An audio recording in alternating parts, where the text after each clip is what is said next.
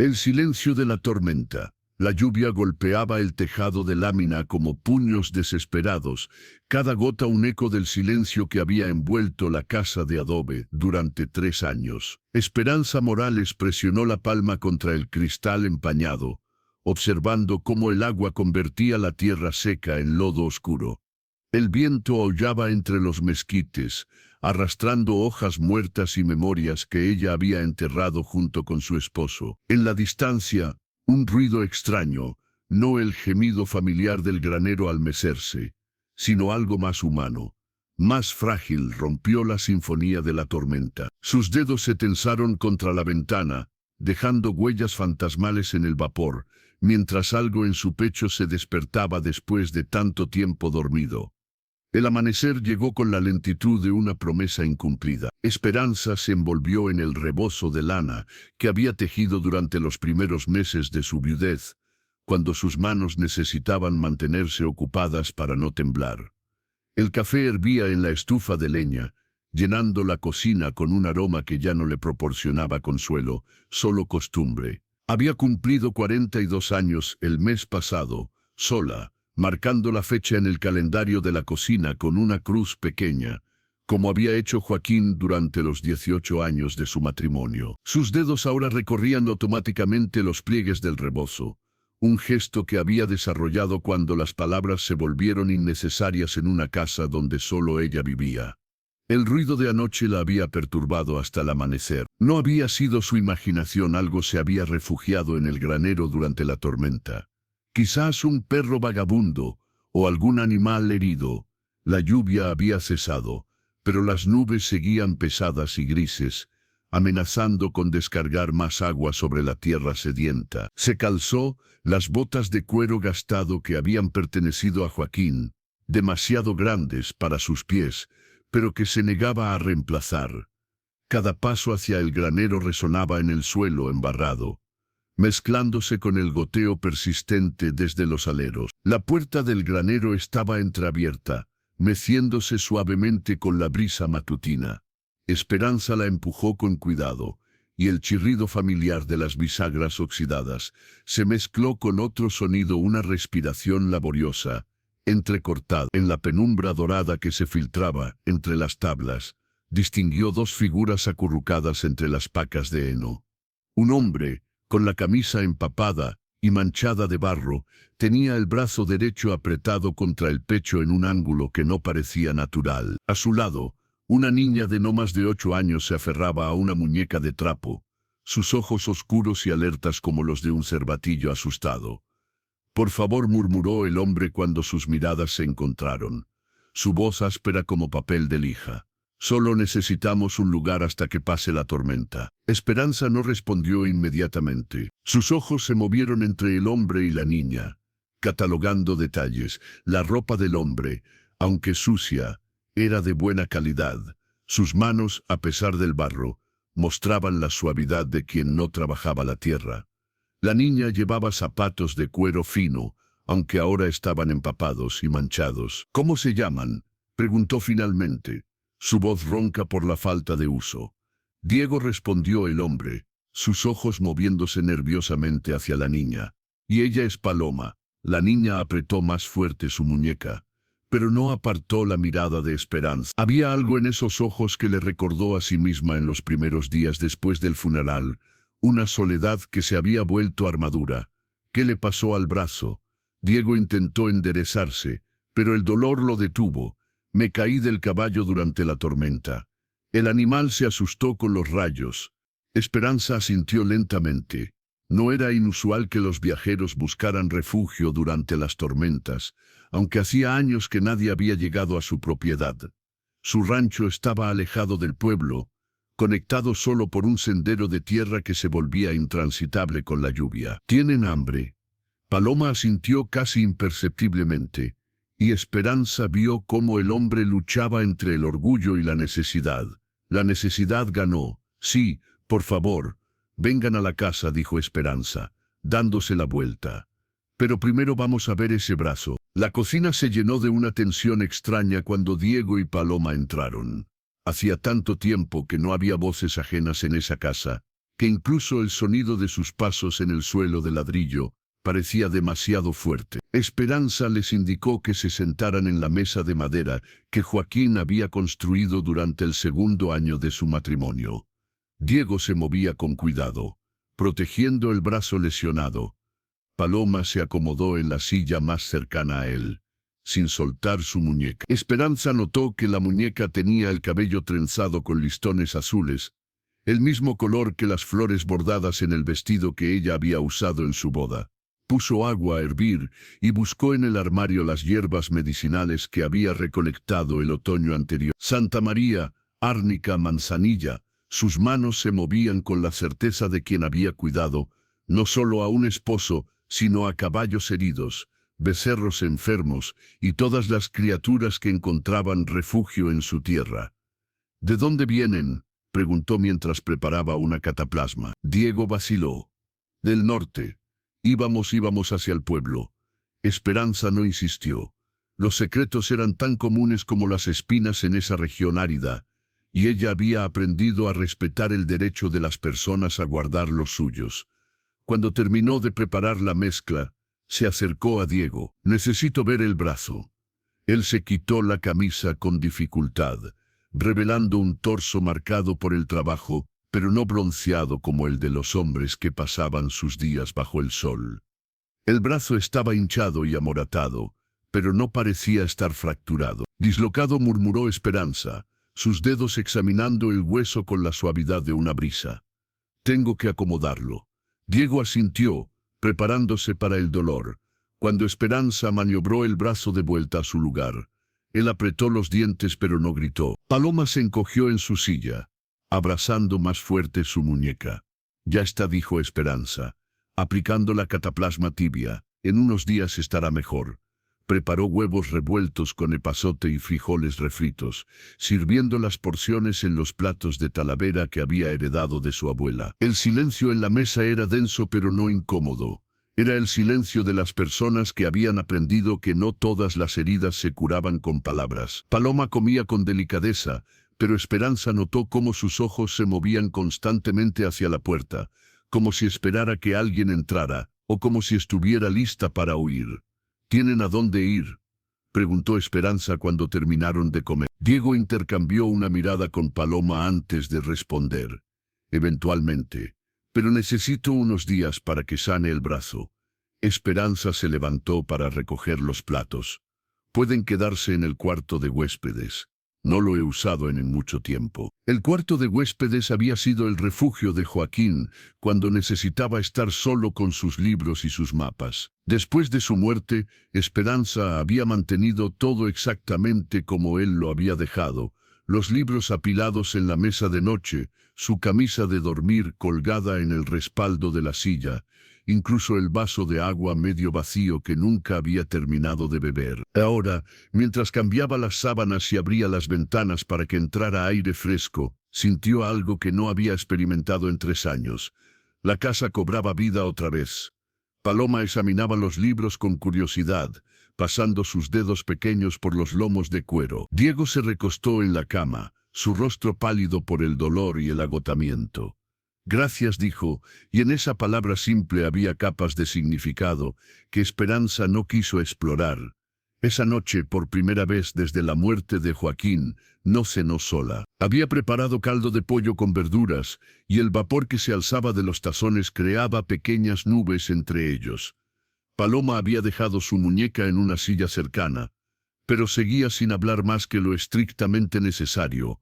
¿Cómo se llama?, preguntó Esperanza, señalando la muñeca. Esperanza, susurró Paloma, y por primera vez desde que habían llegado, sonrió. El nombre flotó en el aire, como una coincidencia demasiado perfecta, o quizás como una señal que ninguno de los tres quiso reconocer en voz alta. Diego la miraba con una expresión que ella no lograba descifrar completamente. Había gratitud, sí, pero también algo más profundo, más complejo, como si estuviera viendo algo en ella que hacía tiempo que él había perdido. ¿Vive sola aquí?, preguntó él. Desde hace 3 años, respondió Esperanza, removiendo su caldo sin apetito real. Mi esposo murió de neumonía. Desde entonces, solo yo y los animales. Debe ser difícil, murmuró Diego, y en su voz había el reconocimiento de alguien que también conocía la pérdida. Al principio, admitió ella, pero uno se acostumbra al silencio. Paloma levantó la mirada de su tazón.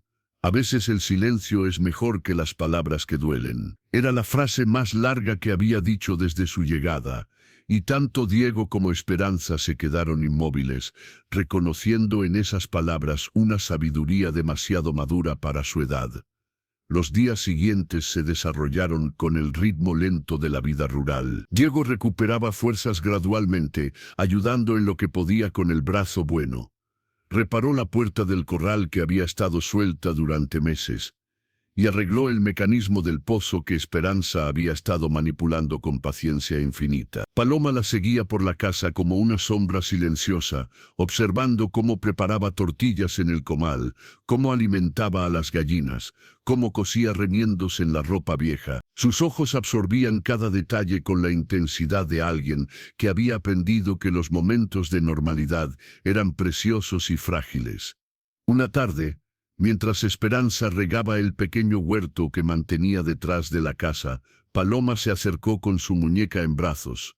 «¿Puedo ayudar?» «Por supuesto», respondió Esperanza, tendiéndole una regadera pequeña. Trabajaron en silencio, el agua creando pequeños arcoíris en la luz del atardecer. Las plantas de tomate se inclinaban bajo el peso de sus frutos rojos, y las calabazas se extendían como manos verdes entre los surcos. «Mi mamá tenía un jardín», dijo Paloma de repente, su voz apenas audible por encima del sonido del agua. Esperanza no dijo nada, pero ralentizó sus movimientos, invitando a más confidencias. Cultivaba rosas, rojas y blancas. Decía que las rojas eran para el amor y las blancas para los nuevos comienzos. «¿Dónde está ahora tu mamá?» «En el cielo», respondió Paloma con la sencillez que solo los niños pueden lograr cuando hablan de la muerte. «Se fue cuando yo tenía 6 años». Esperanza sintió un nudo en la garganta. Se arrodilló junto a Paloma, sus manos aún sujetando la regadera. «¿Sabes qué? Creo que deberíamos plantar algunas rosas aquí. ¿Qué te parece?» Los ojos de Paloma se llenaron de lágrimas, pero sonrió. «Me gustaría mucho». Esa noche Diego las encontró en la cocina, planeando dónde plantar las rosas. Paloma había hecho dibujos en papel, pequeños círculos que representaban las futuras flores, y Esperanza había sacado el catálogo de semillas que guardaba desde hacía años. «¿Qué están planeando?», preguntó, acomodándose en la silla junto a ellas. «Un jardín de rosas», respondió Paloma, mostrándole sus dibujos, como el que tenía mamá. Diego observó los dibujos con una expresión que Esperanza no había visto antes, ternura mezclada con dolor, como si esos círculos simples despertaran memorias que había tratado de mantener dormidas. «Tu mamá habría estado orgullosa», dijo suavemente, acariciando el cabello de Paloma. «¿Tú también la extrañas, papá?» «Todos los días, mi amor, todos los días». Esperanza se levantó para preparar más café, dándoles un momento de privacidad, pero pudo escuchar cuando Diego agregó: «Pero sabes qué, creo que ella estaría feliz de que hayamos encontrado un lugar tan especial como este». Las palabras flotaron en la cocina como el aroma del café, llenando espacios que habían estado vacíos durante demasiado tiempo. Al final de la primera semana, Diego podía mover el brazo con cierta normalidad. Había recuperado color en el rostro y ya no se movía con la cautela del dolor constante. Pero en lugar de hablar de partir, parecía establecerse más profundamente en la rutina de la casa. Esperanza no preguntó cuándo se irían.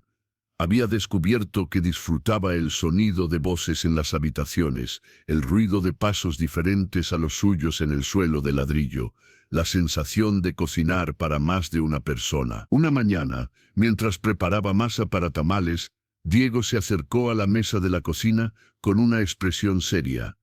«Esperanza, necesito decirte algo». Ella continuó amasando, pero su cuerpo se tensó. Había aprendido a reconocer el tono que precedía a las despedidas. «No soy quien tú crees que soy», continuó Diego, sentándose pesadamente. «Es decir, mi nombre es Diego, eso es cierto. Pero no soy solo un viajero que se refugió de la tormenta. Esperanza detuvo sus manos, pero no levantó la mirada de la masa. Soy el nuevo alcalde del pueblo. Llegué hace 2 semanas para tomar el cargo, pero su voz se quebró ligeramente. Pero no podía enfrentar las expectativas, las responsabilidades. Paloma y yo huimos esa noche de la tormenta.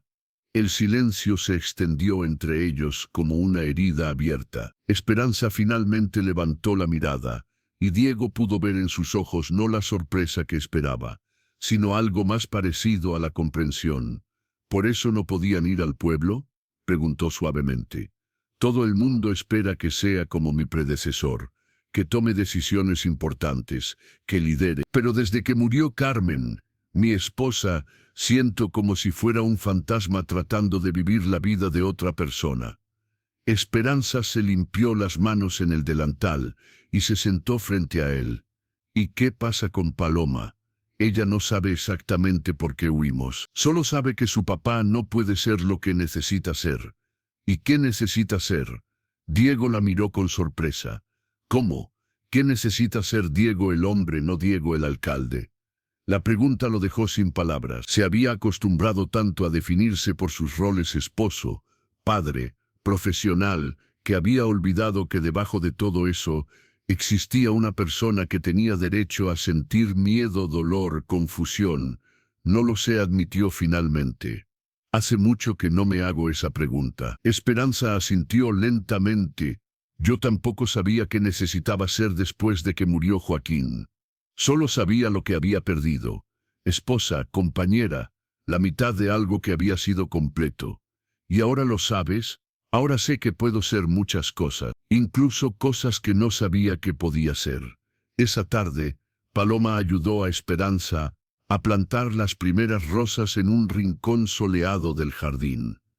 Habían elegido variedades que florecerían en diferentes épocas del año, asegurando que siempre hubiera color en esa esquina de tierra. ¿Cuánto tiempo tardan en crecer?, preguntó Paloma alisando la tierra alrededor de un pequeño brote. Depende, respondió Esperanza.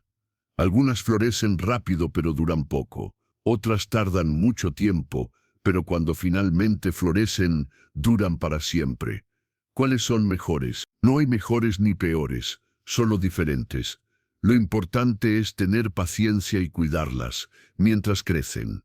Paloma asintió con la seriedad de alguien que entendía que ya no estaban hablando solo de rosas. Diego las observaba desde la ventana de la cocina, una taza de café humeando en sus manos. Había algo en la manera en que Esperanza se movía con Paloma, paciente, atenta, sin prisas, que le recordó lo que había olvidado sobre el arte de simplemente estar presente. Esas noches, después de que Paloma se durmiera, Diego y Esperanza se sentaron en el porche, escuchando el coro nocturno de grillos y lechuzas. El aire olía a tierra húmeda y a las flores de jazmín que crecían salvajes junto a la casa. ¿Alguna vez has pensado en volver a casarte?, preguntó Diego de repente, sorprendiéndose a sí mismo con la pregunta. Esperanza tomó un sorbo largo de su té de manzanilla antes de responder. Al principio, la idea me parecía una traición, como si aceptar que podía amar a alguien más fuera admitir que Joaquín no había sido suficiente. ¿Y ahora? Ahora creo que Joaquín habría querido que fuera feliz. Pero también creo que el amor no es algo que se puede buscar o forzar. Llega cuando llega, si es que llega. Diego asintió, reconociendo la sabiduría en sus palabras. Carmen solía decir que el amor verdadero no es encontrar a alguien con quien puedas vivir, sino encontrar a alguien sin quien no puedas vivir. Era una mujer sabia. Lo era, y me habría regañado por huir de mis responsabilidades. Tal vez no huiste de tus responsabilidades, sugirió Esperanza suavemente. Tal vez solo necesitabas tiempo para recordar quién eres.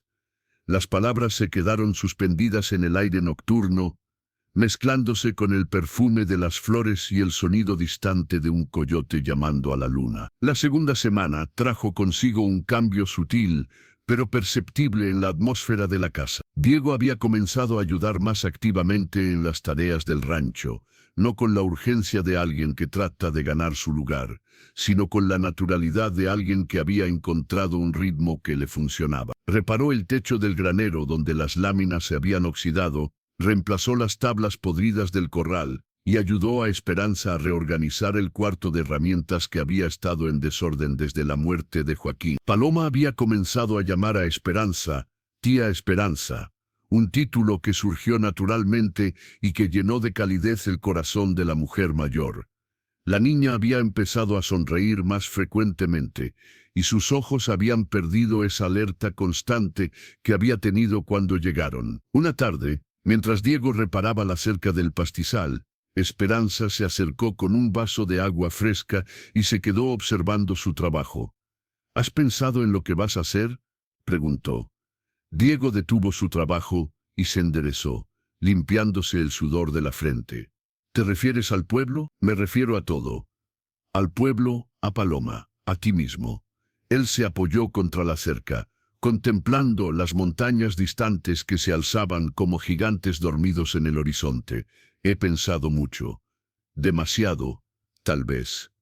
Pero creo que por primera vez en meses, mis pensamientos no me asustan. ¿Qué han decidido esos pensamientos? Que tal vez huir no fue cobardía. Tal vez fue la única manera de encontrar el camino de regreso a mí mismo. Esperanza asintió, entendiendo. Y el pueblo, tu cargo. El pueblo merece un alcalde que esté ahí, porque quiere estar, no porque se sienta obligado. Pero también merece alguien que entienda lo que es perder algo importante y tener que construir algo nuevo con los pedazos que quedan. ¿Y crees que tú eres esa persona? Diego la miró directamente a los ojos. Creo que podría serlo. Aquí he recordado quién soy cuando no estoy tratando de ser lo que otros esperan de mí. Esa noche, durante la cena, Paloma anunció que había decidido el nombre para su rosa favorita a una planta pequeña que había brotado con particular vigor. Se va a llamar Rosa Carmen, dijo, como si hubiera tomado la decisión más importante del mundo. Diego sintió que se le cerraba la garganta. Rosa Carmen, como mamá, para que cuando florezca, ella pueda verla desde el cielo. Esperanza extendió la mano por encima de la mesa y apretó suavemente la de Paloma. Me parece el nombre perfecto. Después de cenar, mientras Paloma dibujaba en la sala, Diego ayudó a Esperanza a lavar los platos. Sus manos se rozaron accidentalmente mientras él le pasaba un plato, y ambos se quedaron inmóviles por un momento, conscientes de la electricidad que había surgido entre ellos. Esperanza, comenzó Diego, pero ella negó suavemente con la cabeza. No dijo en voz baja. No todavía. Primero necesitas resolver lo que viniste a resolver. Diego entendió. No era un rechazo, sino una invitación a ser completo antes de compartirse. Al final de la segunda semana, Diego tomó una decisión. Se levantó temprano, antes del amanecer, y caminó hasta el lugar más alto de la propiedad, donde había una vista clara del pueblo en la distancia. Las luces apenas comenzaban a encenderse en las casas, pequeños puntos de esperanza en la oscuridad que se desvanecía. Permaneció allí hasta que salió el sol, pensando en responsabilidad, propósito y en la diferencia entre huir de algo y correr hacia algo nuevo. Cuando regresó a la casa, Esperanza estaba preparando el desayuno. Sin decir palabra, ella le sirvió una taza de café y continuó con sus actividades, respetando su necesidad de procesar lo que había decidido. Voy a regresar, dijo finalmente, al pueblo, pero no como el hombre que huyó, como el hombre que aprendió algo sobre sí mismo. Esperanza asintió, revolviendo los huevos en la sartén. ¿Cuándo? Hoy, antes de que pierda el valor. ¿Y Paloma? Viene conmigo. Es hora de que ambos enfrentemos nuestra nueva vida. El silencio se extendió entre ellos, cargado de palabras no dichas y promesas no formuladas. ¿Vendrás a visitarnos?, preguntó Diego.